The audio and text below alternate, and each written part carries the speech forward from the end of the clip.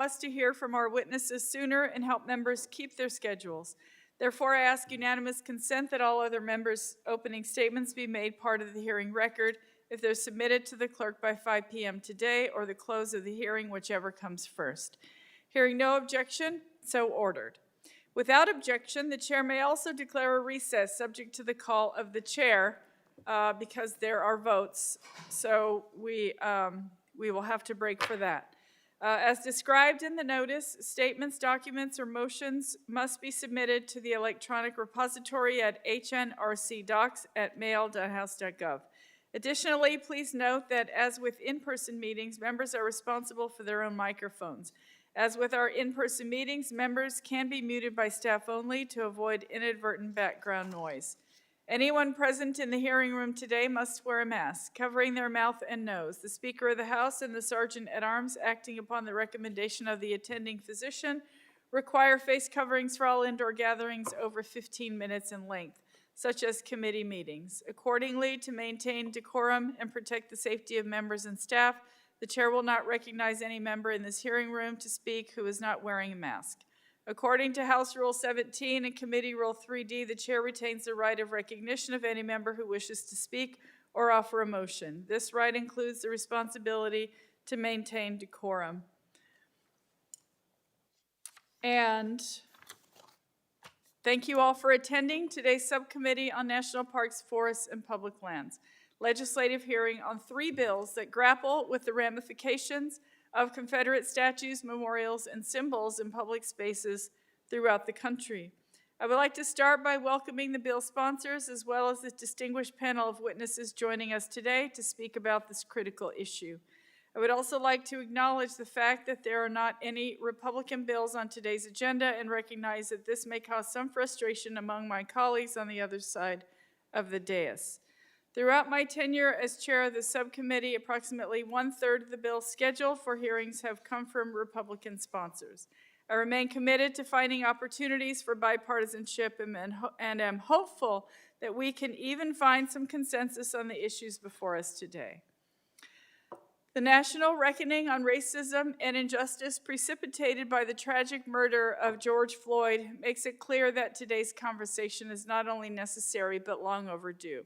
I can't imagine that more than 150 years after the end of the Civil War, President Lincoln would have expected us to still be coming to terms with the legacy of slavery, racial discrimination, and inequality that the Confederacy fought to uphold. When it comes to our national parks and public lands, the least we can do is challenge ourselves to question the origin and meaning of the symbols we choose to display. President Trump has defended Confederate monuments as our heritage and spoken of their artistic beauty. Whatever artistic beauty that may exist in a statue or individual memorial is irrelevant, and it bears mentioning that many Confederate commemorative works were established decades later at the peak of Jim Crow, not so subtle reminder of the hate and bigotry that still permeates our society today. As we'll hear from our witnesses today, many communities across the country have begun to remove statues and other symbols of the Confederacy from parks and other public spaces. Yes, some have been removed or toppled by protesters, but just this month alone, 19 statues have been removed. Only 3 were taken down by protesters.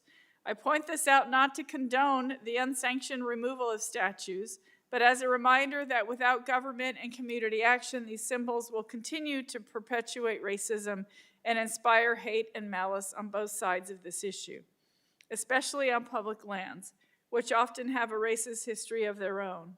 It is essential that we tell a story that can be embraced by all Americans. This is not about erasing history. Museums and historic battlefields will continue to tell the story of the conflict and circumstance that led to the Confederacy taking up arms against the United States. But our shared heritage need not glorify the hate, bigotry, and intolerance that resulted in a war that claimed more American lives than any other in U.S. history. Because let us be clear, the Civil War was fought over slavery. That is not a subject for debate. As a country, we must strive to be better, to embrace justice, equity, diversity, and inclusion in all aspects of our lives. The reckoning on names and statues should not stop at the Confederacy either. Looking forward, I hope we can also take steps to address other places throughout the country. Forests, wilderness areas, mountaintops that now have names that glorify individuals responsible for committing unspeakable atrocities. Importantly, we also need to invest in education and interpretation to ensure that this history is not lost, or else we are dooming ourselves to repeat it. Unfortunately, rather than prioritize education, President Trump has decided to focus on a few acts of petty vandalism to justify sending anonymous federal troops into our cities to kidnap and harass our citizens, often over the objections of local governors, mayors, and other civic leaders. This is not how we heal and move forward together as a society, something that we are still seeking 150 years after President Lincoln's second inaugural address, which was delivered only weeks before General Lee's surrender at Appomattox and Lincoln's assassination at Ford's Theater right here in Washington, D.C.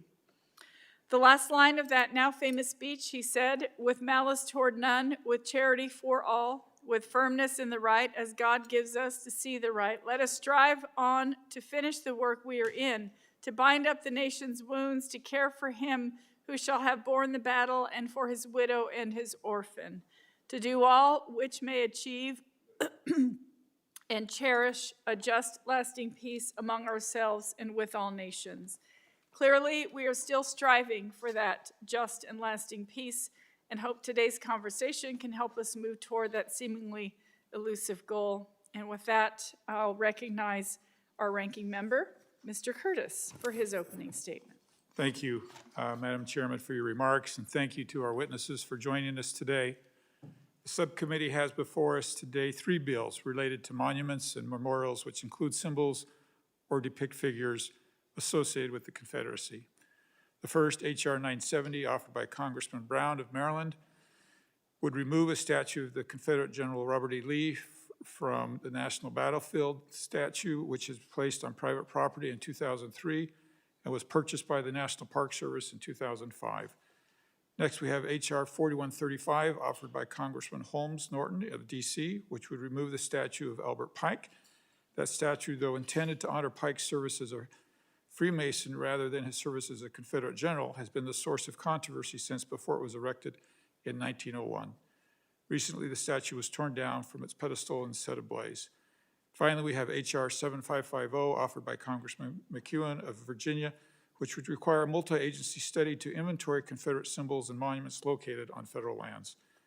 I commend the authors of the legislation before us today.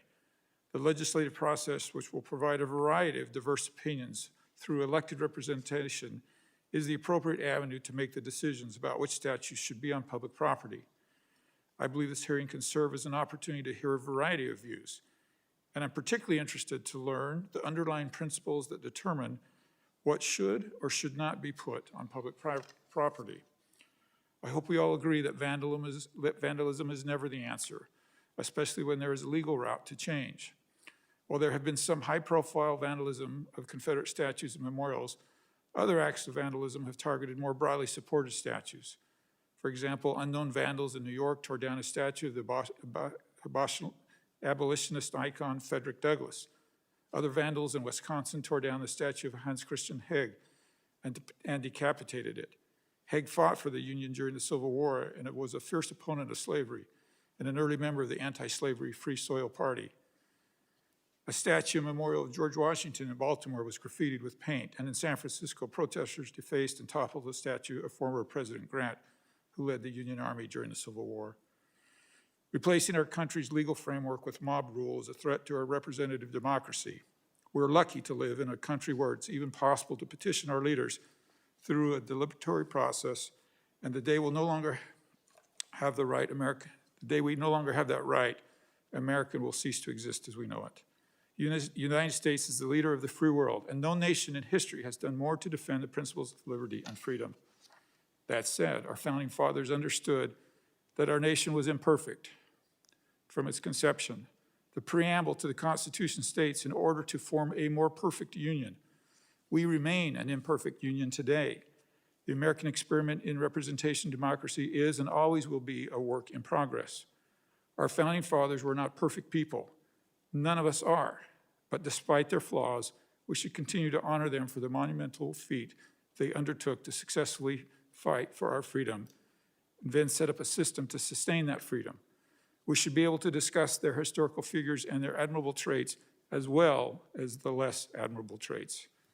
I believe that 100 years from now, our great-grandchildren will look back at us with disappointment for some of our actions that may seem or feel acceptable today. Despite earnestly trying our best, history has shown that judgment uses a different paradigm many years down the road. I hope we in Congress can work together to elevate our public discourse and have nuanced and thoughtful debate on these important topics. The best part of my job as a member of Congress, and I wish I could give to every American, is a day of service in my shoes. It's getting to hear and learn from diverse perspectives from across the country. Despite my best efforts this year to stay 59 years old, I'm now 60, white, gray, and injured. I'm an old guy from Utah, coming from a state without direct ties to a confederacy. I am excited, and I need this opportunity to learn and listen, and I hope these conversations today can unite us in a way that will bring us back home together. Therefore, one of my primary goals of this hearing is to understand what my colleagues on both sides of the aisle feel should be underlying framework determining if a statute should remain or be removed. I look forward to hearing from our witnesses today, and I yield back the balance of my time. Thank you so much, Ranking Member Curtis. Now I would like to turn to our first panel and welcome the members of Congress who wish to testify on the bills they have sponsored. Let me remind the witnesses that under our committee rules, they must limit their oral statements to 5 minutes, but that their entire statement will appear in the hearing record. When you begin, the timer will start and it will turn orange when you have 1 minute remaining and red when your time has expired. I recommend that members and witnesses joining remotely use the grid view so they may pin the timer on their screen. After your testimony is complete, please remember to mute yourself to avoid any inadvertent background noise. It will also allow the entire panel to testify before questioning the witnesses. The chair now recognizes the gentleman from Maryland, Mr. Brown, for 5 minutes. In the clock, can I just ask, I know each committee is slightly different. Is it proper in this committee that when members or witnesses present and during that presentation only, we can remove our face masks? Okay. Thank you. Thank you, Chairwoman Haaland and Ranking Member Curtis. I want to thank also Chairman Grijalva for having me here today and for including H.R. 970, the Robert E. Lee Statute Removal Act, as part of today's legislative hearing. I also want to thank my colleagues, Congresswoman Norton and Congressman McEachin, for their work on this issue. We're all incredibly proud of our national parks and public lands. They preserve the natural landscapes and represent part of the intricate tapestry of our national history. And that history can be painful. Yet we are reminded that we have not had an honest accounting of that history, and for too long, we've been blind to the way past injustices continues to shape the present. The question before us today is straightforward. Do Confederate flags and monuments have any place in our national parks? To answer this question, I simply ask myself what these statutes and symbols commemorate.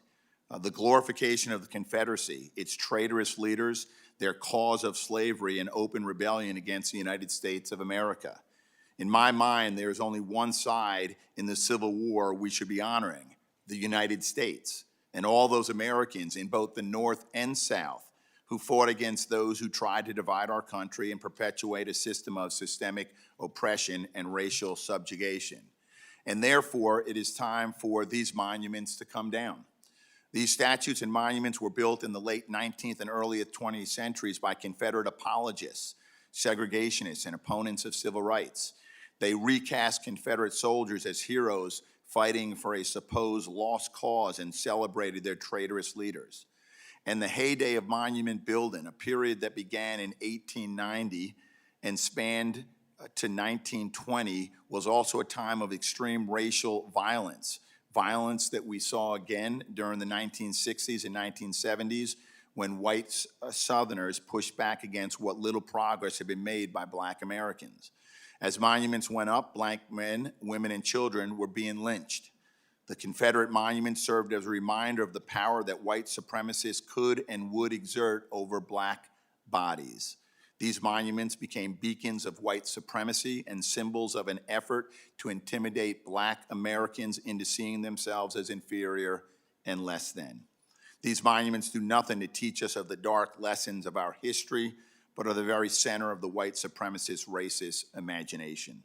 My bill would remove but one of many such works from federal land. This statue of Robert E. Lee on Antietam battlefield, the place where more Americans died in a single day, was commissioned with the explicit intent of honoring the Confederacy and built in 2003, 138 years after the end of the Civil War. The 24-foot statue of Lee is not historically accurate, and despite an inscription stating otherwise, honors a man who fought to preserve the institution of slavery. There is no reason why any of our nation's public spaces should be defiled by monuments to those who betrayed their country. And as a nation, we can decide between those figures and causes who deserve to be honored and those who do not. Public land should not be home to symbols of hate and bigotry that memorialize leaders who fought for disunion and oppression. Statutes and monuments ought to celebrate the brave individuals who have fought and died in our country and true American values. Removing the monument at Antietam and those across our country is not an insult to any state or region. It would simply be an acknowledgement that the cause for which they fought, the cause of slavery, was wrong, that the imposition of Jim Crow and violent resistance to civil rights and economic advancement for all people was wrong. While there is much more yet to be done and we have a long way to go, today could be an important step towards truly transforming this country for the better and again taking a step towards forming a more perfect union.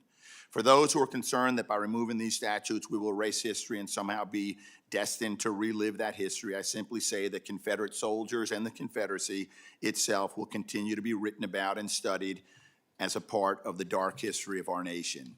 There will be appropriate settings, perhaps like museums or libraries, where physical objects will be found that remind us of the insidious effort to defend the violent institution of slavery. We need not honor this with statutes and monuments in public spaces such as national parks. Even Robert E. Lee opposed the construction of monuments commemorating the vanquished Confederacy. A year before his death in 1870, Lee also declined an invitation to attend an event that commemorated a planned memorial at the Battle of Gettysburg, just 44 miles northeast of Antietam. He said, "I think it wiser, moreover, not to keep open the sores of war, but to follow the examples of those nations who endeavored to obliterate the marks of civil strife, to commit to oblivion the feelings engendered." Thank you, Madam Chair. Thank you, Mr. Brown. The chair now recognizes the gentlelady from the District of Columbia, Ms. Norton. I thank you, Madam Chair, for holding this hearing. I thank your fellow committee members, and I thank your fellow panelists. I also thank you for allowing me to testify on my bill to permanently remove the statue of Confederate General Albert Pike from federal land near Judiciary Square in the nation's capital. This statute was authorized not by the District of Columbia, but by Congress in 1898 when the district had no home rule, that is to say, self-government authority. The statute was constructed using both federal and private funds. The Freemasons, of which Pike was a member, donated the money, or much of it, needed to build and install the statute in 1901.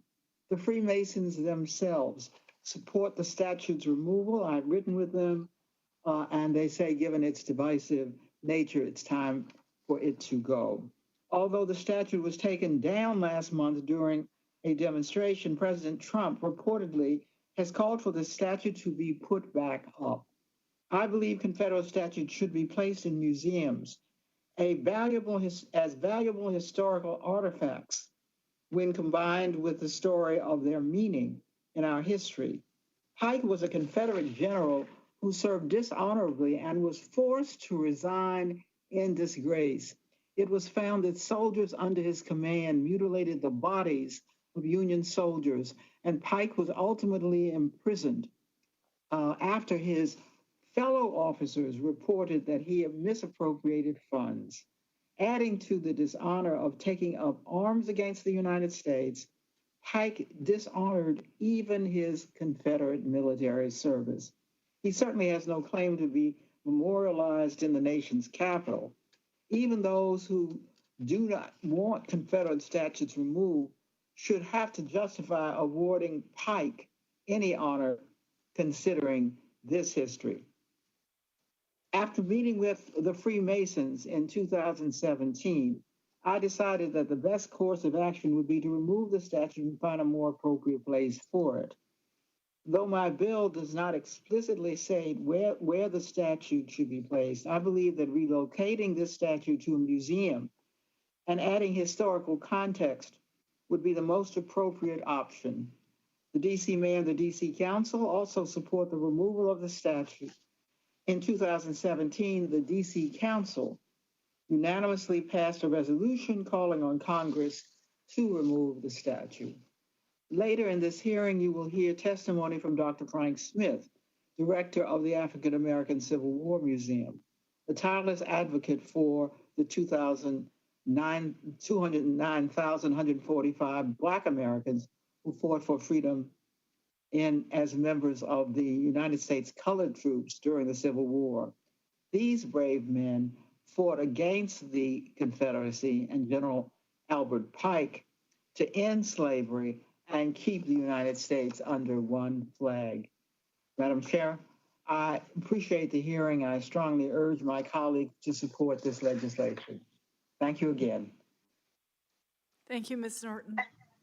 I thank the sponsoring members of Congress for their valuable testimony. Now we will transition to our second panel. As with the first panel, oral statements are limited to 5 minutes, but your entire statement will be made part of the hearing record. When you begin, the timer will start and it will turn orange when you have 1 minute remaining and red when your time has expired. After the witnesses have testified, the members will be given the opportunity to ask questions. The chair now recognizes Reverend Robert Wright Lee, descendant of the Confederate General Robert E. Lee.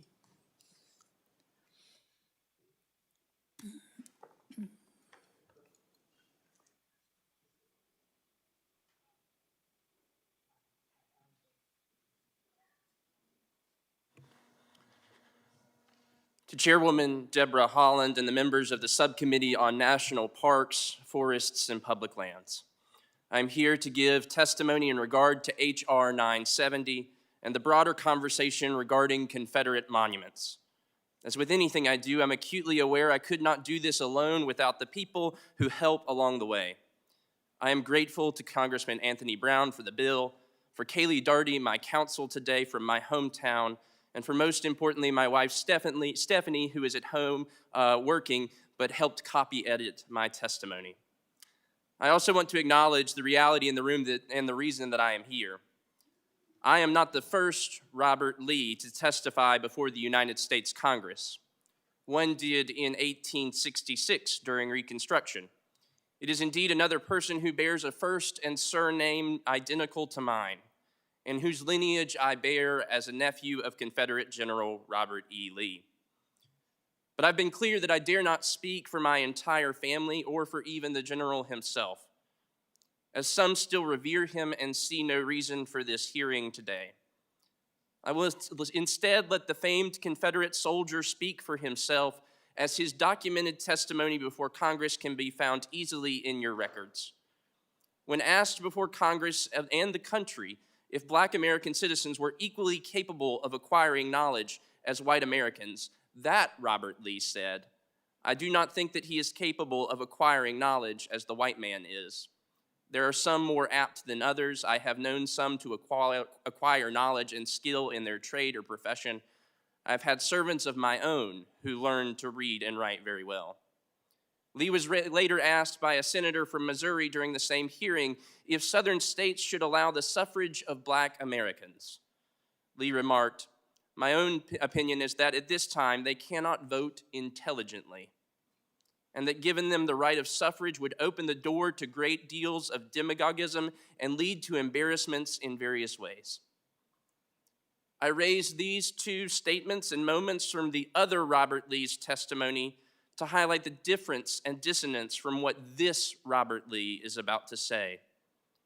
I fully believe, along with a host of other amazing citizens of this great country, that Black lives matter. And for us to continue to celebrate a man who questioned the education, disparaged the right to vote of Black life, and had previously fought for the continued enslavement of Africans on the North American continent is an affront to those now who are suffering under current weights of oppression. That said, I want to uplift two people who ultimately shared that with me.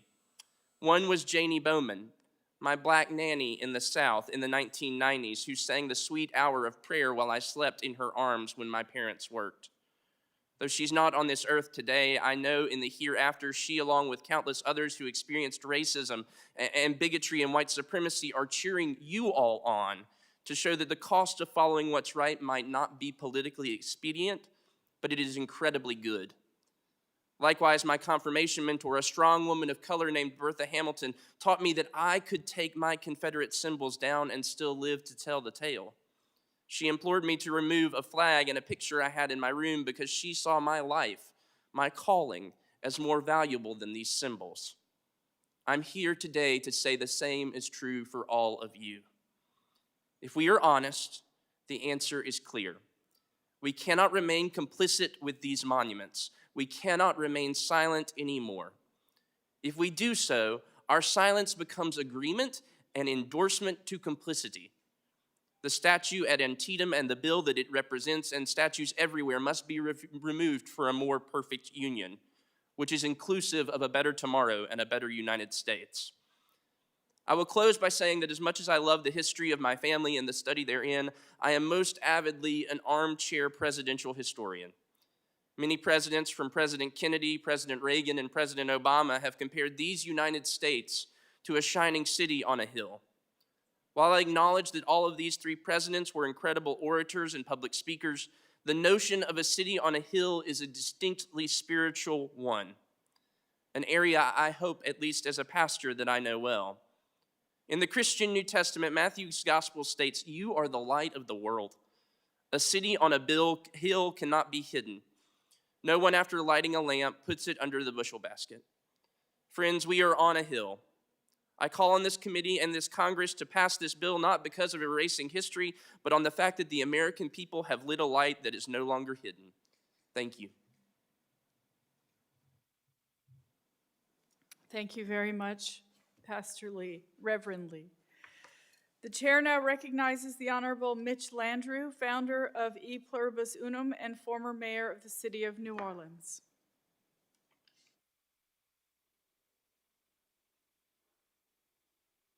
Thank you, Madam Chairperson and Ranking Member Curtis, the other members of the subcommittee for the opportunity to discuss the important matter of Confederate symbols. I'm also humbled to be with the other presenters today who have been eloquent.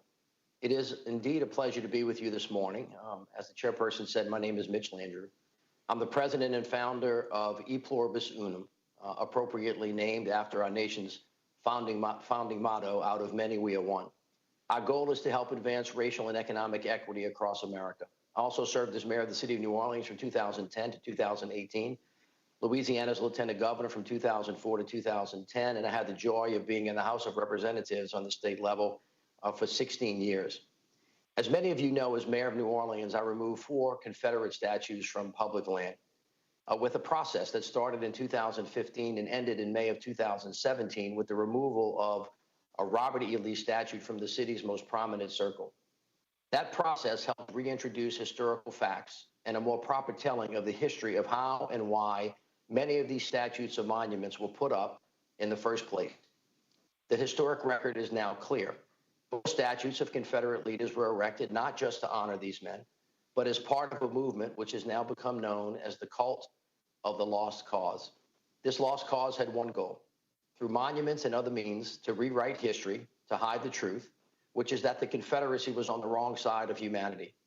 It sought to continue to oppress Black Americans and Black lives. James W. Lowen, a retired University of Vermont professor and the author of Lies Across America, What Our Historic Sites Get Wrong, put it very succinctly in a Washington Post op-ed. He quotes, "The Confederates won with the pen and the noose what they could not win on the battlefield: That is the cause of white supremacy and the dominant understanding of what the war was all about. We are still digging ourselves out from under this misinformation they spread, which is manifested in our public monuments and our history books, close quotes. According to the work of the Southern Poverty Law Center, there are some 700 Confederate memorial monuments and statues erected well after the Civil War. There are over 1,000 streets, buildings, and other markers named after Confederate leaders. According to their research, 2 distinct periods saw a significant rise in the dedication of monuments and other symbols. The first began around 1900, amid the period which states were enacting Jim Crow laws to disenfranchise the newly freed African Americans and to resegregate society. This spike lasted well into the 1920s, a period that saw a dramatic resurgence of the Ku Klux Klan, which has been born in the middle and in the immediate aftermath of the Civil War. The second spike began in the early 1950s and lasted through the 1960s as the civil rights movement led to a backlash among segregationists. These 2 periods also coincided with the 50th and 100th anniversaries of the Civil War. In summary, the South lost the war, and a group of people got together and decided that they were going to adorn the country with monuments that revered those who fought on behalf of a cause that was lost, which they wanted to make seem noble. It was a propaganda campaign of epic proportions. You see, these statues are not just stone and metal. They're not just innocent remembrances of a benign history. These monuments purposefully celebrate and perpetuate a fictional, sanitized Confederacy, ignoring the death, the enslavement, and the terror that they actually stood for. The truth is that they were fighting for the right to own and sell Black human beings. History cannot be changed. It cannot be moved like a statue. What is done is done. The Civil War is over, and the Confederacy lost, and we are all the better for it. But in this, the 20th year of the 21st century, we should not debate whether the United States of America should revere the Confederacy. It is self-evident that these men did not fight for the United States of America. They fought to destroy it. They may have been warriors, but they certainly were not patriots. Ultimately, as a country, we must grapple with a simple notion. There is a difference between remembrance of history and the reverence of it. To literally put the Confederacy on a pedestal is an inaccurate recitation of our full past. It is an affront to our present, and it is a bad prescription for our future. It ensures that all of our fellow brothers and sisters, once fought and will still continue. As President George W. Bush said at the dedication ceremony for the National Museum of African American History and Culture, a great nation does not hide its history. It faces its flaws and it corrects them. Members, you now have the opportunity to do your part to correct this past. This is an important but small first step. So let me close with a plea to our collective humanity. I noted in a speech upon removing the monuments that a friend had asked me to consider these monuments from the perspective of an African-American mother or father trying to explain to their 5th grade daughter who Robert E. Lee is and why he is revered with this statue. Can any of you look into this child's eyes and convince her that Robert E. Lee is there to encourage her? Do you think that she will feel inspired and hopeful? Do these monuments help her see a future with limitless potential? Have you ever thought that if her potential is limited, ours is too? We all know the answers to these very simple questions. When you look into this child's eyes is the moment when the searing truth comes into focus. This is the moment when we know what is right and what we must do. We cannot continue to walk away from this truth. We must remove all these Confederate symbols that dirty the soil of our beloved country. Once that is done, we can better confront the racist systems that have divided us by design from the beginning of our beloved country for generations, so that we can get closer to be the more perfect union that we all aspire to be. Thank you so much. Thank you very much, Mayor Landrieu. The chair now recognizes Dr. Frank Smith, Director of the African American Civil War Museum. Thank you very much, Madam Chair. My name is Frank Smith, and I'm the founding director of the African American Civil War Museum in Washington, D.C. For several years, 16 years, I was a council member from the District of Columbia. I come today to support H.R. 4135, the bill to direct the Secretary of the Interior to remove a statue of the memory and honor of Albert Pike. I came today to support this bill because I think monuments that occupy public space should be restricted to monuments to the core values of American society. Values such as freedom, justice, and union as expressed by our founding fathers. Alternatively, if and when it is discovered that a monument or statue in a public place does not represent those basic values, it is incumbent upon us to take those statues down and move them to some more appropriate location. Albert Pike was an avowed racist. He supported the Confederate Army in its efforts to split America into two countries, one slave and one free. Pike was an officer in the Confederate Army that slaughtered thousands of Union soldiers that were left dead on the battlefields of the Civil War in places such as Gettysburg, Vicksburg, Nashville, and Fort Pillow. At war's end, Pike opposed the three Civil War amendments: the 13th Amendment that abolished slavery, the 14th Amendment that made African American citizens, and the 15th Amendment that gave blacks the right to vote. Against the right to vote, he argued that, quote, the white race and that race alone shall govern this country. As Confederates defeated on the battlefields of the Civil War, Pike would join other rebel officers such as Nathan Bedford Forrest in establishing the Ku Klux Klan. The Klan was a terrorist organization that hanged blacks, burned their schools and churches, destroyed their hard-earned wealth in places such as Tulsa, Oklahoma. There are many monuments, markers, public buildings, roads, and highways named for traitors such as Jefferson Davis, Bobby Lee, and Albert Pike, but few to no such monuments, especially to blacks and their white officers who remained loyal to the Union Army and helped President Abraham Lincoln maintain his avowed dream of one nation under God. On July 18th, just a few days ago, we celebrated the 22nd anniversary of the establishment of the African American Civil War Museum in Washington, D.C. July 18th, 1998 was chosen as the inauguration date for the memorial because it was also the anniversary of the Battle of Fort Wagner, the battle about which the movie Glory was made. Everybody remembers Glory? The African American Civil War Museum lists the names of 209,145 U.S. colored troops and their white officers who joined President Lincoln in the Civil War to fight for freedom and union. The monument was built on federal lands with private funds and was authorized by a bill introduced by my Congresswoman, Eleanor Holmes Norton, who's a friend of mine from the Civil Rights Movement back in the day. The African American Civil War Museum, which is across the street from the monument in Washington, is expanding into an adjacent Grimke building where it will triple the size of its exhibits by the end of this year. One new exhibit will feature two USCT soldiers related to First Lady Michelle Obama, whose names are listed on the Memorial Wall of Honor. As an added feature, we've also commissioned a 6-foot-tall statue to the memory of President Abraham Lincoln, which freezes Lincoln in a moment in history when he is signing the Emancipation Proclamation. Paragraph 8 of that proclamation reads, persons of suitable condition will be enlisted into the Union Army. That, by the way, for the ranking member from Utah, that statue was done by a man named Stanley Watts from Kearns, Utah. We've acquired the Lincoln statue already. We have it in storage at the museum, awaiting final installation later this year. It is available for public viewing at any time by appointment only. I rise today to support this bill. I think it's time for us to remove this. And let me say, in the name of our friend John Lewis, whose name should be spoken today in this chamber at least one time, we all know that we have a given point in our lives.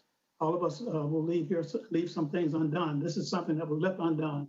And so in honor of John Lewis and all the people that he stood for, let us get these monuments down. Thank you very much. May God continue to bless all of you, and may God continue to bless America. Thank you so much. The chair now recognizes Dr. Joseph Lacante, Director of the B. Kenneth Simon Center for American Studies at the Heritage Foundation. Well, thank you, Madam Chair and Ranking Member Curtis, for inviting me to participate in today's hearing.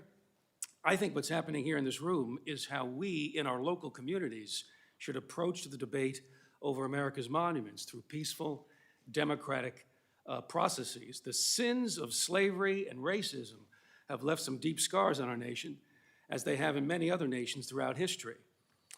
In the protests that we've witnessed around the country, there are no doubt many people involved whose intentions are good, whose aim, in the words of Abraham Lincoln, is to bind up the nation's wounds. That's a noble goal. But there's nothing noble about the unlawful assaults on our historic monuments. There's nothing admirable about violent mobs taking over city streets, destroying businesses, and terrorizing civilian populations. This is not the way to bind up the nation's wounds. There are forces in this country, in the mob mentality in our streets, in the media, in the academy, that seek to erase, to distort, and to pervert our history. They want to manipulate the past so they can bring about a future in line with their radical political vision. And every day, we're seeing more clearly what that vision looks like on the ground. It represents not only a breakdown in law and order, it is that. It is also an assault on the ideals and the institutions that have sustained our democracy and our civilization over the centuries. It's the rush of the mob over rational, democratic debate. How else do we explain the attacks on the statues of Christopher Columbus, George Washington, Frederick Douglass, the Emancipation statue just down the street here in Lincoln Park? My job as an historian is to try to understand the past, the good, the bad, and the ugly. To the mob, though, virtually everything in our past is ugly, the product of oppression and racism. To them, virtually all of our heroes were villains. All of our institutions were simply a social construction to protect the people in power. The problem with this outlook is not only that it's cynical and conspiratorial, but that it cuts us off from our cultural inheritance. The cancel culture in its rage, it robs us of what Lincoln called the mystic chords of memory. There's a phrase, the mystic chords of memory. It keeps us from learning about the tragedies and the triumphs of our civilization, our remarkable achievements in bringing about a more just and democratic society. The mob mentality prevents us from developing the quality of character we most desperately need: gratitude. Gratitude. There's a lot to be thankful for when we consider the history of the United States in its fullness. As someone who has studied Western civilization, I can tell you that when the United States emerged onto the world stage, we introduced, like no one had ever attempted, the concepts of human freedom, equality, and government by consent of the governed. And no nation has done more to advance these democratic ideas both at home and abroad. That is a profound part of our history, and we need to remember it. The story of our nation, our civilization, will continue to reveal itself as a tale of tragedy and triumph, of war and peacemaking, of slavery and freedom, of moral depravity and moral beauty. The mob mentality sees only one thing. It does not see that shining city on a hill. It sees the dark kingdom of Mordor. How do we bind up the nation's wounds? We could begin by remembering with honesty and integrity our past. The American Declaration of Independence, for the first time in history, proclaimed that a nation was coming into existence as the sworn enemy of human slavery, the enemy of human slavery. The American Revolution put the institution of slavery on notice all over the world. Its days would be numbered, and no other political revolution in the history of mankind ever made such a claim. And maybe no civil rights leader understood this fact better than the Reverend Dr. Martin Luther King Jr. Let me read you a few lines from his letter from Birmingham jail. One day the South will know that when these disinherited children of God sat down at lunch counters, they were in reality standing up for what is best in the American dream and for the most sacred values in our Judeo-Christian heritage. His words, not mine. Our Judeo-Christian heritage, thereby bringing our nation back to those great wells of democracy dug deep by the founding fathers in their formulation of the Constitution and the Declaration of Independence. You have to admire a man who endured what Dr. King endured and yet refused to become embittered and cynical about America's past and what she stood for. Dr. King refused to join the mob. The goal of America is freedom, he said. The goal of America is freedom. In the history of the world, friends, that is quite a story worth remembering and worth defending. Thanks for listening. The chair now recognizes Ms. Christy Coleman, public historian.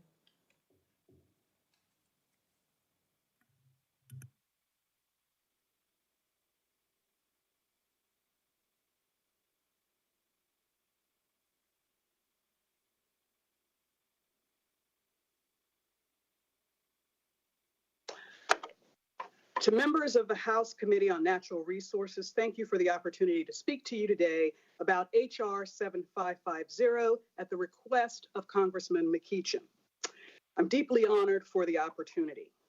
I have to start by saying a Pew Research study done just a few years ago found that 48% of survey respondents believed that the cause of the American Civil War was states' rights, compared to only 38% who noted slavery as its root cause. Public and academic historians have long attested that the states' rights argument was and is deeply intertwined with slavery and the protection of it as evidenced from a plethora of primary sources. From the turn of the 20th century, curricula were set by states and localities, but for children raised in the South, like myself, the United Daughters of the Confederacy actually said what our learning should be. They issued detailed guidelines for the rejection of any text or book that, among other things, quote, calls the Confederate soldier a traitor or rebel, and the war of rebellion, that says the South fought to keep her slaves, that speaks of the slaveholder of the South as cruel and unjust to his slaves, end quote. The earliest Civil War monuments and markers were placed in the immediate aftermath of the war to honor the dead. The federal government oversaw reburial of 300,000 plus dead in 73 national cemeteries established for that purpose. The largest federal cemetery was established at Arlington, the plantation home of Robert E. Lee. When federal troops seized the property, they would eventually designate it a cemetery in 1864 with the intent to humiliate Lee. They wanted Arlington to serve as a permanent reminder of the carnage wrought upon the nation by Lee's decision to wage war against the nation he swore an oath to defend and protect against all enemies, foreign and domestic. Outraged by what they perceived as the Union's disregard for their dead, memorial societies led by middle to upper class white women organized to rectify the situation. They initially built modest monuments and cemeteries to serve as reminders of the sacrifices of their dead, like their counterparts in the North. But the scale would grow considerably after Reconstruction, 1877. The constructions of statues, monuments, and other symbols grew on public land after the 1896 Plessy v. Ferguson and through the resurgence of the Ku Klux Klan through 1915. The next significant building occurred between the 1940s and the 1960s, coinciding with Southern resistance to the U.S. Supreme Court's Brown v. Board decision. It was during that period that the majority of schools, roads, and public buildings were renamed for Confederate military or political figures. We also cannot dismiss the fact that the lost cause narrative gained greater validation even through World War II, when the United States War Department named military bases for Confederates. The federal government positioned these renamings, the naming of these bases, as a gesture of reconciliation. Unfortunately, it had the effect of legitimizing a rebellion against the United States. To be clear, the rejection of this reframing is not a new phenomenon. Public figures and scholars at the time these were being built railed against them. In fact, among the earliest was eloquently spoken about in 1877 by Frederick Douglass.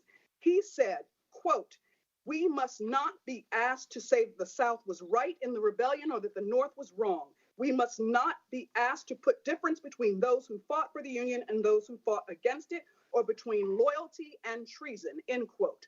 The societal upheavals of the 1950s and 60s also challenged this status quo interpretation of the American Civil War and its enduring legacies and disenfranchisement of millions of American citizens. For African Americans, religious and other ethnic minorities, the Confederate flag has long been and continues to be associated with violence inflicted upon them and their allies. Throughout the current discussion, one refrain is often repeated, and you just heard it. We shouldn't erase a history by removing these items from the public landscape. The fact is, the history was already erased when these items were erected. Subsequently, how Americans remember the Civil War is remembered and interpreted for the entire nation has been skewed. With that said, I do say this. When asked what should we do in thinking about monuments moving forward, let's be clear.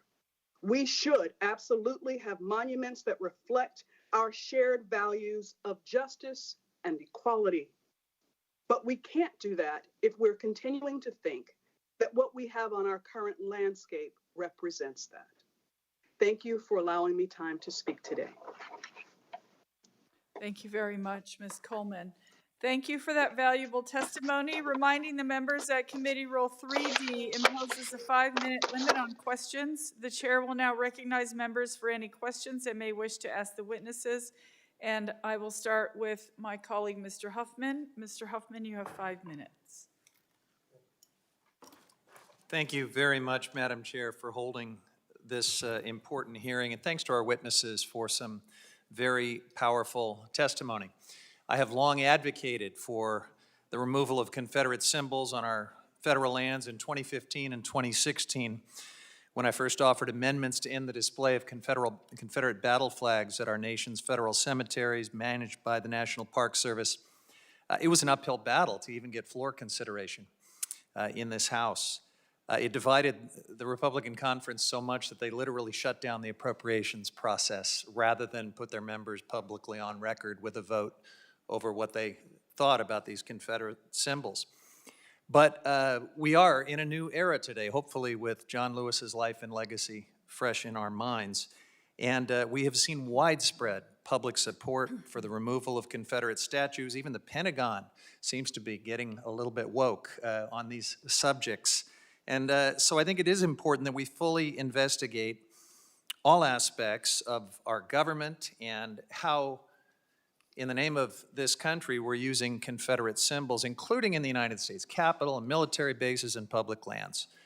These bills we're discussing today will continue that momentum for change, and I'm pleased to be part of that. These memorials and statues certainly speak to who we as a nation used to be, but what we choose to do with them now speak to who we are today. So again, thanks for great testimony from our witnesses. And if I could start with Reverend Lee. Reverend, you are such a powerful messenger on these subjects. Thank you so much for doing this. I think you show that we don't have to honor dark aspects of our heritage by walking in the same footsteps as ancestors who got it wrong. And that is a great contribution, I think, to this moment. So let me ask you, can you briefly explain why you felt so compelled to speak out about the issues involving Confederate statues and symbols? For me, sir, it was one of those things that it involved redemption and reconciliation and even reparation, and acknowledging that for me, this isn't about me. I'm a white dude. I can walk by these statues and not feel a thing, and that's actually really dangerous in this current climate, that I, as a person who can just walk by this statue, not feel a thing, whereas someone who is in my community can walk by on the way to vote and see a Confederate statue and still experience such hatred and violence and oppression. Well, thank you for that. Mayor Landrieu, you gave a heck of a speech a couple of years ago when you removed the last of New Orleans' Confederate monuments. I'll quote it if I could. To literally put these statues were intended to literally put the Confederacy on a pedestal in our most prominent places of honor, and that is an inaccurate recitation of our full past. It's an affront to our present, and it's a bad prescription for our future. Could you please explain what you meant when you said that Confederate statues are an inaccurate recitation of our full past and an affront to our present? Thank you so much. One of the things that self-appointed historians articulated in opposition to us taking down the monuments was that somehow we were erasing history, when in reality, those monuments only reflected an inaccurate recitation of only 4 years. New Orleans, as you know, was founded in 1718. We had a very long history. We celebrated our 300th anniversary the other day. And what happened was we only had a recitation of our past for 4 years of it. And there were no public symbols of all of the other people that helped make New Orleans the great multicultural city that she has become. And so in that essence, they took a piece of property and they took all of our history and tried to communicate to people that that was the clear history of who we were. I think that that is historical malfeasance. Many people say that we should add to what it is that we have. Well, if that's true, why has that never been done? And why are our most prominent spaces kept for people that tried to destroy America rather than to lift it up? Those monuments did not seem to be a reflection of who New Orleans ever was, much less who New Orleans ever wanted to be, which is why the people of New Orleans voted to allow me to use my authority to take them down. Thank you, Mr. Mayor. Thanks again to our witnesses and to Chair Haaland for this important discussion. I yield back. Thank you, Mr. Huffman. The chair recognizes Ranking Member Curtis. Thank you, Madam Chair. I'd like to thank our witnesses, and Dr. Lacante, I've got a couple questions for you. And I want to preface my questions with this. I truly hope that nobody will interpret from my line of questioning that I oppose the bills before us today. I support what's happening, and I think these are important conversations that we're having. But I do continually ask in my mind what our standard is. And how do we know when we've crossed that standard, and how do we not know? And when this hearing came up, I remember very clearly a subcommittee meeting of this subcommittee where we were considering the Chicano Park Preservation Act. And I pointed out that the murals in this park that we were protecting featured controversial figures like Fidel Castro. And I asked the NPS Deputy Secretary, Vela, to comment on the National Park Service's agenda, try to represent all people, and did this concern them? And the response was, within the narrative of the national parks, we tell a lot of stories and demonstrate a lot of images and narratives. Through educational interpretation, we're able to provide the visitors with a better understanding of why those images exist, why those exact statues exist, and enable them an opportunity to develop their own thoughts as to the particular item they're looking at. I asked the majority's witnesses on the bill a similar question and asked her to help me understand the possible comparisons such as today's statues. She said that there was little need for concern because there are more than 100 murals in the park, that they were only 2 featuring controversial people. If we use that same model, which I think we should, to be consistent, a quick Google search says that there are 116 statues in Washington, D.C., and probably thousands throughout the national park system. And so really the question I bring before the committee today is, what is our standard so we'll know it when we see it, right? When we've crossed that line of when a statue should be removed and when it shouldn't. And how much in an individual's life, at what level does it disqualify them to be honored for other accomplishments that they may have had? And Doctor, I don't know if you can help me on that, because I think it's important for this committee. We'll be here again looking at other statues and other figures, and they may or may not meet the high level that we're looking at those today of controversy. And I'm just kind of curious from your perspective how you'd answer that question. Well, thank you, Ranking Member Curtis, for that question. It's a great question. I'll take a stab at it.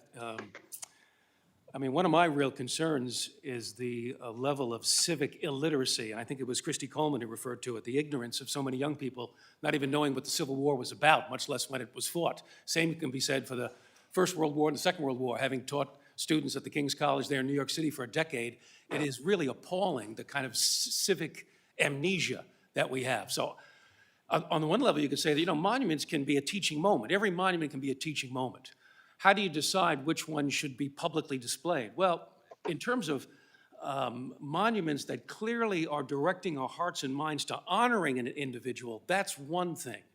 What individuals do we want to honor in our public and civic life? Well, those who are defending the democratic principles that we all agree to: freedom, equality, government by consent of the governed. If that individual is a defender of those principles, was a defender of those principles, then sure, we want to honor that person. If the person is not a defender of those principles, I don't know that the answer is to take them out of the public square, but I do think the answer is certainly to give us the context, the historical, contextualize that person and use it as a teaching moment, because the level of ignorance, civic ignorance about our own history is appalling. And what I'm increasingly worried about is if the ordinary young person can't even name 3 branches of government, And we're hearing surveys like that from Pew Forum and elsewhere. If you can't even name the three branches of government, you are more susceptible to propaganda. And I don't want to see that happen in this country, and I think we're running the risk of that. So contextualize the monuments rather than necessarily removing them from sight. Teach the history. Teach it honestly with integrity would be my encouragement, if that's helpful. That seemed to be the answer I was getting at the time from the majority and the witnesses. And yet I too I have a lot of sympathy with their points made today with these statues, that they're very offensive. In my opening remarks, I alluded to this, and I don't mind bringing it up again. I grew up as a white male in Utah in the 60s and 70s. I'm part of that ignorance of the Civil War, right? And this has been very educational for me, and I'm trying with a really sincere heart to understand these issues, and I welcome the other members of the committee on both sides to have thoughtful dialogue about this, and I don't mind saying sometimes it's a dangerous dialogue. You don't feel like you can even ask questions. And so I appeal to all the members of this committee to keep having thoughtful conversations that are safe, that allow us to ask these questions in a way without seeming like we're trying to be problematic or even racist. And Madam Chair, I regret that I'm out of time. I yield my time. Thank you, Ranking Member Curtis. The chair recognizes Mrs. Dingle. Thank you, Madam Chair. And thank you to everybody for being here for this hearing today and convening an important hearing to discuss how appropriately to honor our nation's heritage on America's public lands. There are currently over 1,700 Confederate symbols on public lands, and we do need to do an honest accounting of our nation's history to address these painful monuments and promote inclusive imagery that represents all Americans. Our current national moment has placed renewed scrutiny on the appropriateness of Confederacy imagery on America's public lands, and dozens of these have already been removed legally in the last few weeks following George Floyd's murder in May. And following the bipartisan action by Mississippi state legislators and governor, the state removed its Confederate symbol from the state flag in favor of a new flag that promotes unity rather than division. So it's my hope that this committee and this Congress uses this moment in time in history to promote symbols that bring us together as Americans rather than divide us through the use of Confederate imagery that sanitizes the ugly racism of the cause. So let me start with one of my favorite people, Mayor Mitch Landrieu, who it's wonderful to see you. Someday I'll see you not in a box. But Mayor Landrieu, you mentioned in your testimony that Confederate symbols, including the ones mentioned in the legislation today, were constructed in the 20th century. What was the purpose of building these Confederate monuments long after the end of the Civil War? Well, as Professor Lacante told us just a moment ago, so many people are ignorant of our history and our full history. Many people think that these things were put up immediately after the Civil War, when in fact, they began to get erected in the 1890s, and they have not stopped being erected until just a few years ago. These were all part of an effort to rewrite history by something called the Lost Cause, which was an effort to make the cause of the Civil War noble.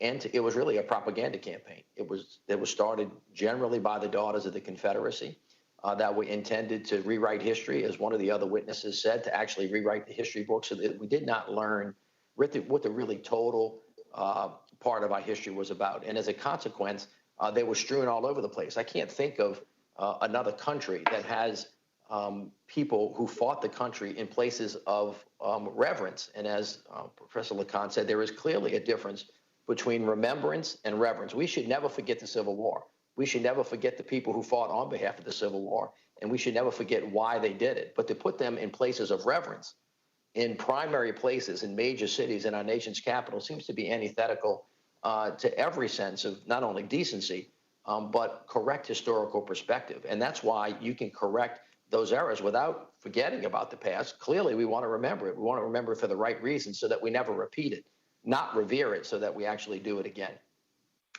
You know, when you were mayor, New Orleans, and before we've come to this moment of time, you removed 4 statues linked to the Confederacy that were in prominent places throughout the city. Looking back on the decision you made before we were here at this moment, how has the removal of these statues helped the city and its residents more honestly reckon with your past? Well, first, yes, thank you so much for that. The reason we did it was because we were actually looking forward. We were getting ready to celebrate our 300th anniversary, and we had a mantra after the city having been destroyed by Katrina.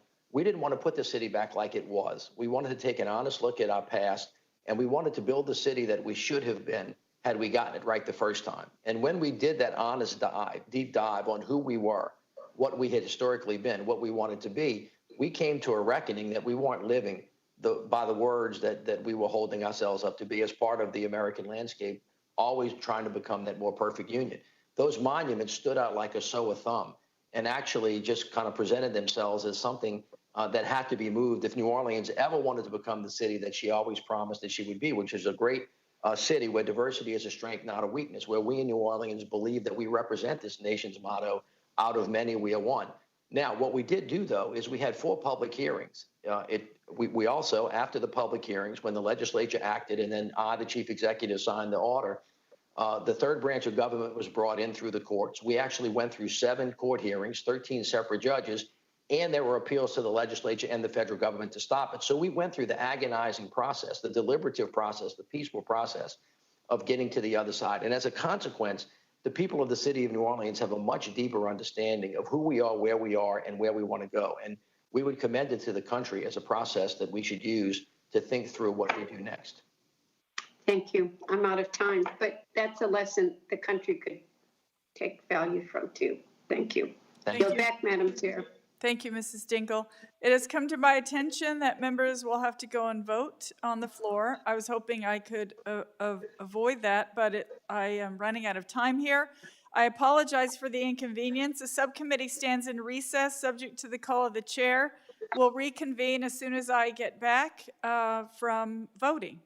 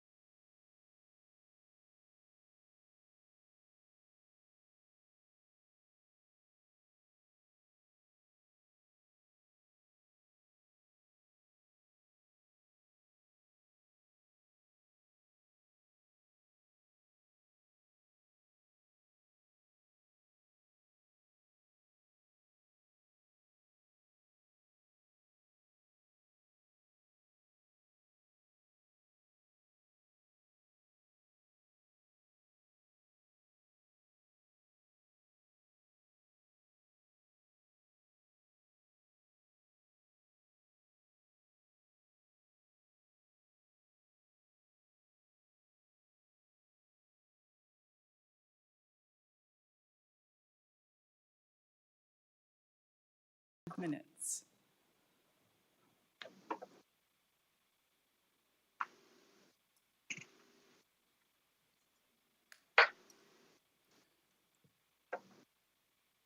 Thank you, Madam Chairwoman, and thank you for holding this hearing today. You know, this has been a very difficult week for all of us, and as we mourn the loss of Congressman John Lewis of Georgia, a hero to so many of us, a champion for equality, we must too remember the sacrifice and legacy he and so many other Americans made in fighting for our civil rights and freedoms.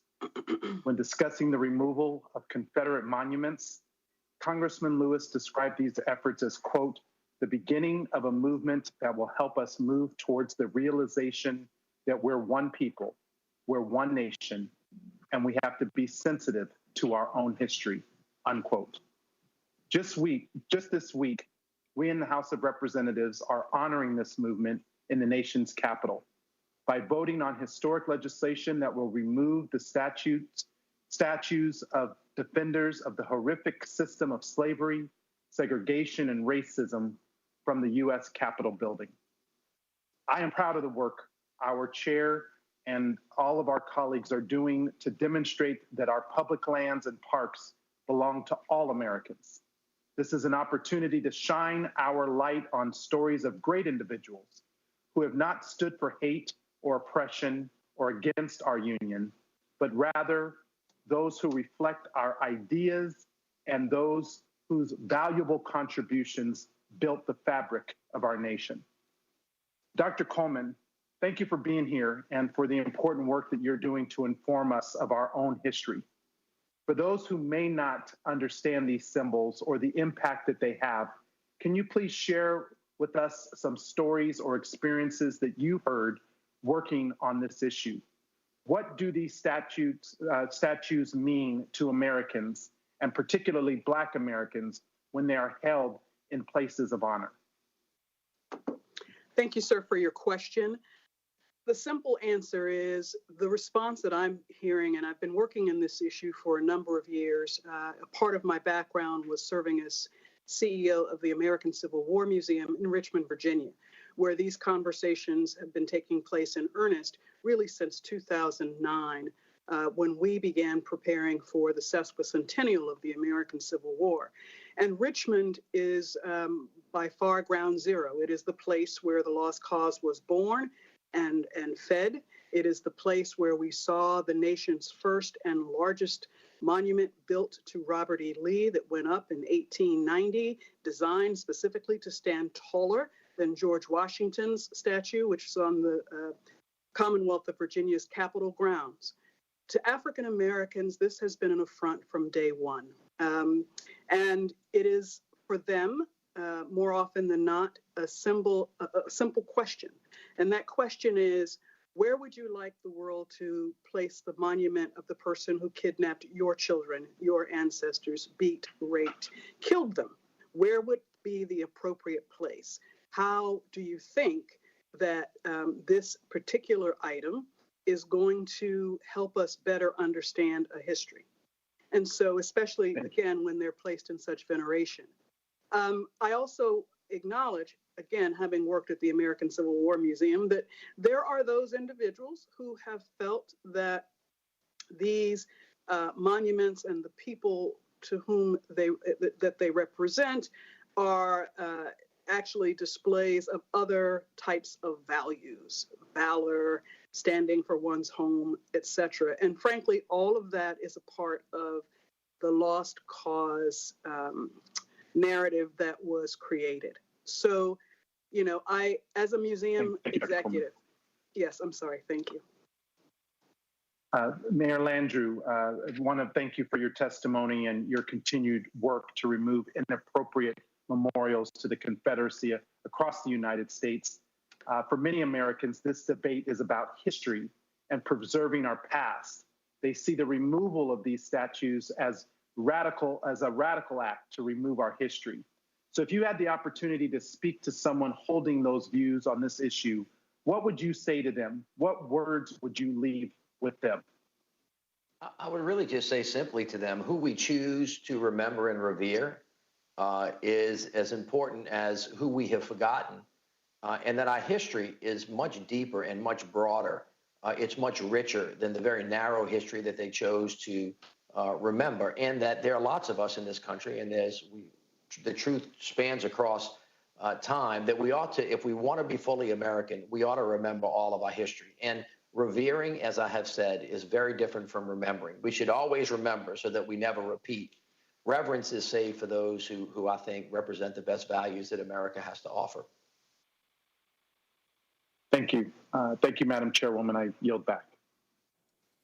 Thank you, Mr. Horsford. The chair recognizes Ms. Eleanor Holmes Norton.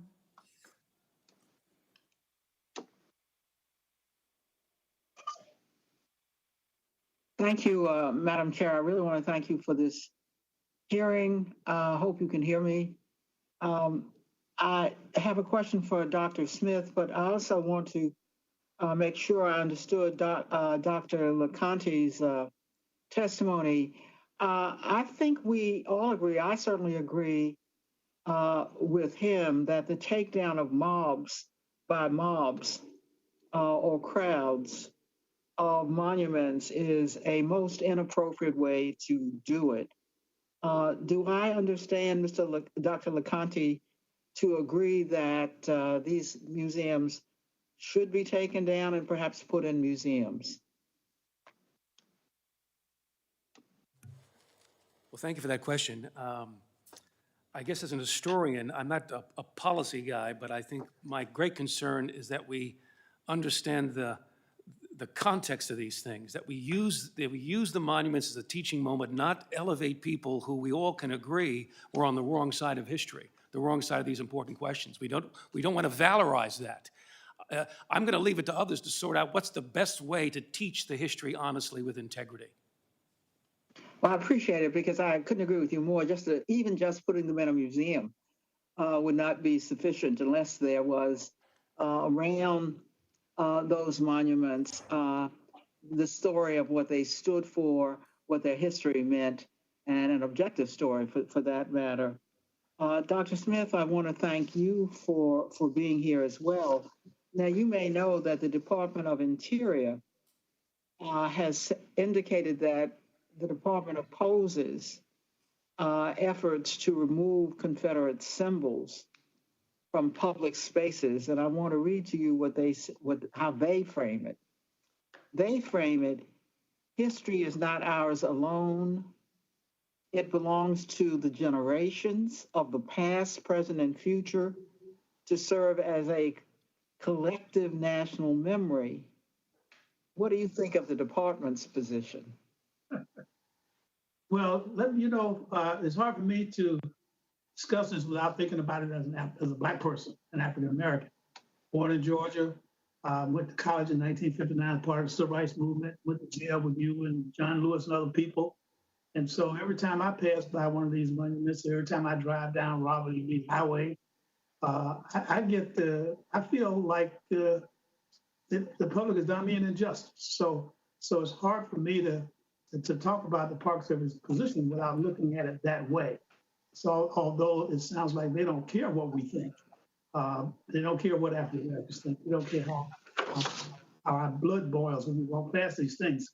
And what we're seeing now is with the Black Lives Movement, there's a public uprising against these things, because it's taken us so long to get this done. They're starting to take matters into their own hands. And so I think the urgency, that means that there is some urgency. There's some urgency about what we're doing now. If we don't want to do this, we must do the early process as you're doing. We got to get these things done. Yeah. Well, I appreciate that. And the department frames its opposition more delicately, but the president has said that not only does he want them down, those that were taken down, he wants put back up. So I do think there's a simple way to do this. There's a way to keep from forgetting. To forget would be an atrocity. This is a bit of our history that very much needs to be remembered. The question before us is how that remembrance should take place. And I thank you again, Madam Chair, for this hearing and for allowing me to wave on to the committee to ask my own questions. I yield back. Thank you, Ms. Norton. The chair recognizes Mr. Brown for 5 minutes. Thank you, Madam Chair. Mayor Landrieu, I want to thank you for testifying today and for your work in this area. Mr. Huffman referenced, as maybe did others, your most eloquent speech in May of 2017. And in that speech, you also stated, while some have driven by these monuments every day and either revered their beauty or failed to see them at all, many of our neighbors and fellow Americans see them very clearly. Many are painfully aware of the long shadows their presence casts, not only literally but figuratively, and they clearly receive the message that the Confederacy and the cult of the lost cause intended to deliver. So you during your tenure, you removed 4 Confederate statutes. You were the mayor of a southern city with a minority population. And you may have testified to this, but I apologize because many members are having to leave at different times to go vote. So I apologize if the question is redundant. But why was it important to you to remove these statutes, even in the face of national backlash and criticism? Well, first of all, the city of New Orleans, as I had testified previously, was preparing for its 300th anniversary. And when you do that, you try to take stock of your history, who you are. If you're a discerning group of people, you think about where you've been and where you're going, and you ask yourself whether you've been living with integrity. These monuments were not in distant places. They were right smack in the middle of the city, in its most prominent places that would reflect to people who came there that that's what the people of the city actually believed. And nothing could be further from the truth. As I had said previously, they only represented 4 years of our history, and it was an accurate recitation because the place where the Lee statue was actually where the Union troops slept. And so if we wanted to reflect the history of New Orleans, its totality, its melting pot, its diversity, those monuments were clearly a historical lie. And so it was important, if the city of New Orleans wanted to live with integrity, if we believed that out of many that we were one, that we adorned our public spaces and revered those values that made us who we were. And they stuck out like a sore thumb. So it was really important for the city, not just to get rid of the monuments, but to think about the ideas that put them up and the institutional biases that existed in our systems going forward. And I would recommend that for the country as well, to do a deep dive and to think about how the country is actually divided by design and how we make institutional changes to make America available for everybody. Thank you. Reverend Lee, thank you for your appearance today. Can you expand and elaborate on the point that you made in your op-ed in the Washington Post, where you stated, many of my fellow Southerners are afraid that if we remove Confederate monuments, we will forget the legacy of Lee and our Southern heritage. If we are honest with ourselves, many of those fears are anxiety about a shifting way of life, a loss of a certain understanding. What is the certain understanding and its loss to which you refer? Well, Congressman, I think many of my fellow Southerners especially have this mentality that we have always had a way that it's always been. You go down yonder back where I live, and if you ask them how to cook that way, it's always been that way. You ask them how you raise children, it's always been that way. And that's not to oversimplify things, it's just to state that we have a way of doing things. Unfortunately, in the genesis of that way of doing things, we realized that white people could take advantage of, could oppress, and could show racism and white supremacy to black people. And for many people, we think we're past that, but we still take advantage of those systems that oppress because it's always been that way. So for us, we have to chart a new course, a new vision, a new way of doing life together. And for some people, that's just downright scary. Thank you.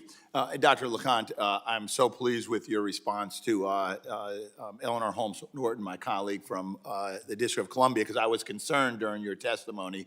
You began, you included in the middle, and you seem to have finished with an emphasis on mob rule, which is so far from the deliberative process that we are engaged in here in Congress. And I do agree with you that we need to value and respect and honor the values of freedom and fairness. And I guess the question for you is, as an historian, is it appropriate for Congress to take up the consideration of this issue in many cases, statues and monuments erected in previous generations on different pretenses, different reasons. Is it appropriate for this body that reflects the will of the people to deliberate on whether we should remove them or not?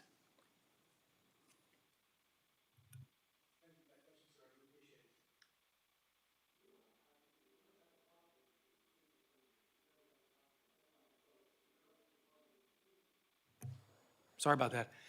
The democratic process is what I'm so excited about that's happening here in this room. And so whether it's at a federal level, at a local level, what I'm concerned about as an historian who's looked at different movements, social movements, mob rule is a dangerous thing, and I don't think we should take it lightly. I don't want to overemphasize it, but it doesn't take many bad actors really to turn a city into chaos or to bring a nation down. I mean, I've been living in Washington, D.C. for the last 20 years. I've never seen so many Well, let me just businesses- reclaim my time, because I didn't really want a recitation or a recite Sure. of your concern with mob rule, because I don't think there's anyone in this room that is not concerned with mob rule. Sure. And we also, most of us in this room, distinguish that from peaceful protests. But we understand, you know, that there were perhaps some unlawful takedown of statues. That's not my question. Yeah. My question is this deliberative process that that may very well result in the removal of statutes. Is that legitimate for Congress to do? Yes or no? It's a legitimate democratic, and it has to be done democratically. Absolutely, sir, yeah. Yeah. Thank you. I yield back, Madam Chair.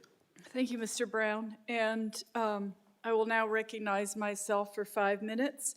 Mr. Lacante, you mentioned in your testimony that statues of Christopher Columbus are being targeted by protesters, and you mentioned the statues of Columbus along with George Washington, and so it seemingly as if those statues should remain untouchable, and I want to tell you why protesters are targeting statues of Christopher Columbus. I'm a 35th generation New Mexican. Christopher Columbus murdered thousands of indigenous people when he came over to this part of the world. And he opened the door for Europe to come and colonize this continent when millions of indigenous people had lived here since time immemorial. They brought disease, they brought violence and oppression and genocide. This country is founded on genocide, which in my opinion, I have a minor in history, certainly not a major, which is a precursor to how they would treat the slaves when they brought Africans over here to work and make people rich. And so I just want to say that because I couldn't let this hearing go by without mentioning that. So thank you. And Ms. Coleman, my question is for you. Although the bills included in today's hearing focus on the commemorative works glorifying Confederate leaders who championed the continued enslavement and brutalization of Black Americans, there are countless other places throughout the nation that bear the names of individuals responsible for committing horrific atrocities. Ms. Coleman, based on your research, would you say that offensive or derogatory place names and sites is a larger issue that goes beyond Confederate statues? Yes, the simple answer is yes, I do. As you just mentioned about Columbus and others, there is a horrific past there. I am appreciative of our need to know all of these things. What disturbs me the most in these conversations is when people say that the removal of these objects is somehow taking away the history. We know that King George III was king of these 13 colonies before the American Revolution. Every single statue of him was taken down by the people, not a deliberative process. Our nation was born out of civil and social unrest, at sometimes turning into protest and damage of property, nay, the Boston Tea Party. So what I think becomes important for us to understand is that we have to be mindful as we look forward and as we look back on the past to determine, again, which values we want to set forward. We are not going to forget the atrocities. We can't. But when we venerate figures who are responsible for those atrocities, that in and of itself is an erasure. I will say that I may be alone in this, but there are individuals that I do believe, even in their imperfect selves, and this isn't about presentism, this is about the realities, that there are individuals that gave us founding language of being a better place, of having a more perfect union that we can cling to, even if they did not. So again, I think it is incumbent upon communities to make these decisions for themselves, and where deliberative processes can take place, that they do. But I also am keenly aware, as a person in public history, that communities often disenfranchise voices. They only pick people that they want to hear from. So we have to be careful of that too. Ms. Coleman, in your opinion, what should Congress's role be in addressing this issue? In other words, how should we be thinking about this issue programmatically? Well, I think first and foremost, you got to understand what you have. And once you understand what you have, then you can begin the process of which of these things best align. I do think that the battlefields are a little different because they do have figures for all sides. What is often missing from those battlefields, however, is any representation of the 200,000 plus African-American men who served. What's also missing is the 16 different Native nations that aligned with the United States against the Confederacy. Those things are missing. So that's where I think the additive role becomes more important.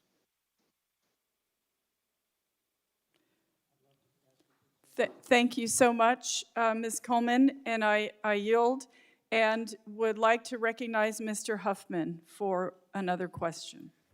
Thank you, Madam Chair. And I want to go off of my prepared materials and just see if I might ask a question to the great panelists we have here today who have worked so hard on these reckonings with symbols from the Confederacy. Far away from the military base named Fort Bragg on the other side of the country, I represent a bucolic little community on the California coast named Fort Bragg. And it's a little interesting quirk of history for those who would look at it as some sort of historic significance. It was named before the Civil War.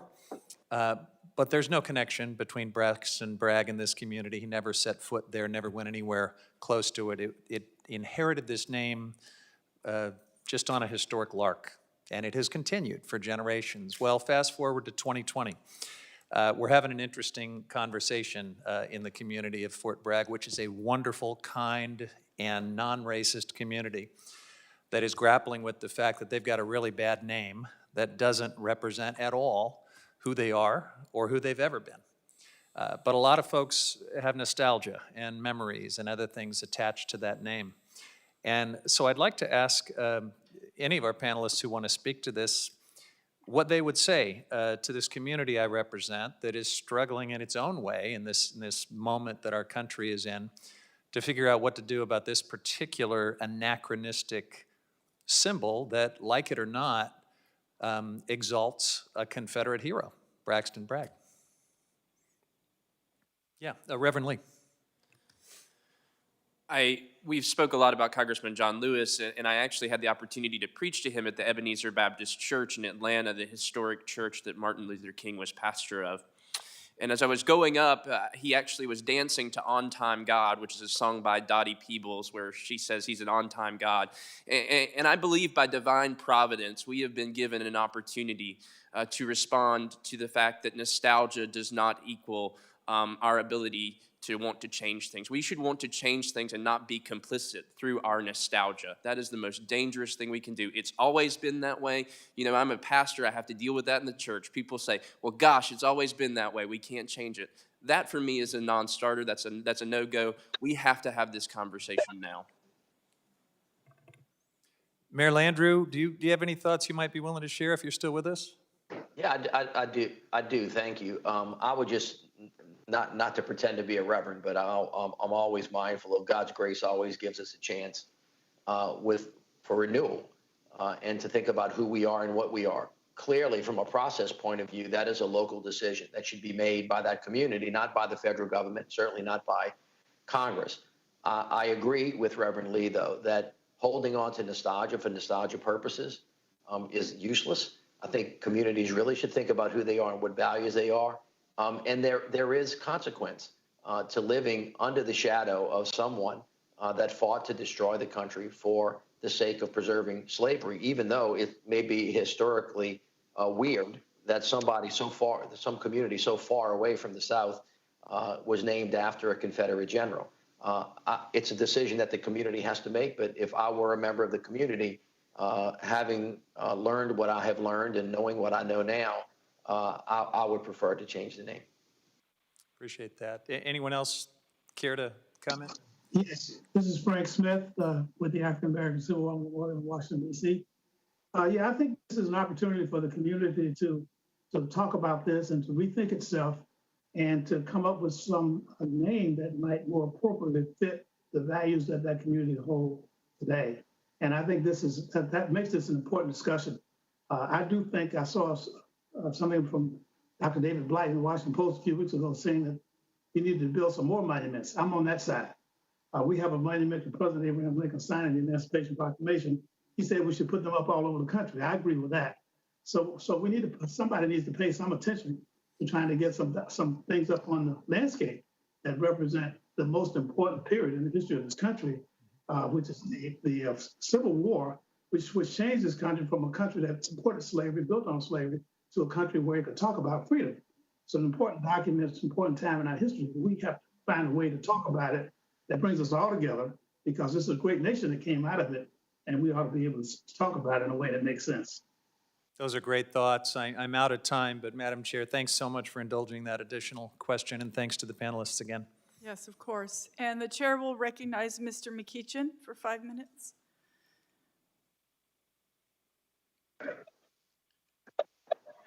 Thank you, Madam Chair. And, to the participants today, I thank you for joining us. Today's hearing is deeply personal for me, both as a proud native Richmonder and as a student of political history. I believe that our nation's monuments and statues can be unifying symbols of the struggles, sacrifices, and contributions made by all Americans, and a source of shared patriotic pride.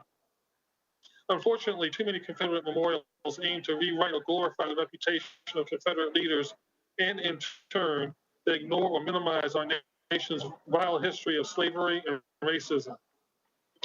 I have seen the pain that these Confederate monuments cause for my community, and I echo my constituents' demands for the removal of these symbols of hatred and bigotry.